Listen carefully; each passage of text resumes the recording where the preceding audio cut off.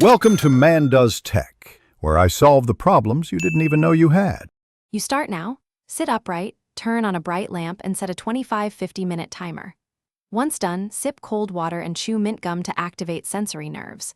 Make sure your phone is face down. Use a simple countdown app for short bursts. You're creating immediate alert triggers, light, cold, taste, and a strict timer, so drowsiness has fewer footholds.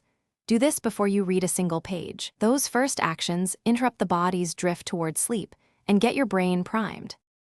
You now alternate effort and motion. Read actively for the full block, then summarize aloud for 60-90 seconds. Once done, stand and perform a brief mobility routine, march in place or do calf raises to reset circulation.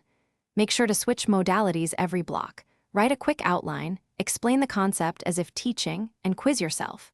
These transitions force cognitive shifts so your brain can't slide into passive, sleepy processing. Keep hydration and low-sugar snacks nearby.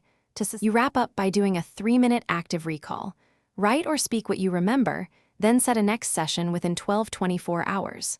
Once done, review whether fatigue came from sleep debt or the study method. If you get drowsy, try a quick cold splash or a brisk 2 to 3-minute walk rather than another long drink of coffee. That gives faster reset without disrupting sleep later. Make sure to adjust timing or split sessions if the problem persists and track nightly sleep. Thanks for watching. If you found this helpful, don't forget to like and subscribe.